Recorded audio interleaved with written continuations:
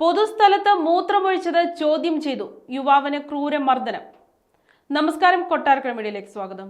ഡൽഹിയിൽ നടപ്പാതയിൽ കിടന്നുറങ്ങുകയായിരുന്ന യുവാവിന് ക്രൂരമർദ്ദനം. രാംപാൽ എന്ന വ്യക്തിക്കാണ് മർദ്ദനമേറ്റത്. വടക്കൻ ഡൽഹിയിലെ മോഡൽ ടൗണിൽ വെള്ളിയാഴ്ചയാണ് അക്രമം നടന്നത്.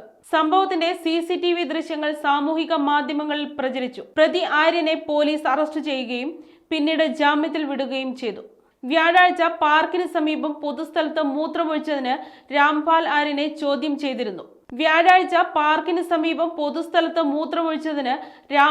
ആര്യനെ ചോദ്യം ചെയ്തിരുന്നു. തുടർന്ന് ഇരുവരും തമ്മിൽ തർക്കമുടലെടുത്തു. പിന്നീട് വെള്ളിയാഴ്ച സുഹൃത്തുക്കൾക്കൊപ്പം പ്രദേശത്തെത്തിയ ആര്യൻ വടി ഉപയോഗിച്ച് രാംപാലിനെ ക്രൂരമായി മർദ്ദിക്കുകയായിരുന്നു.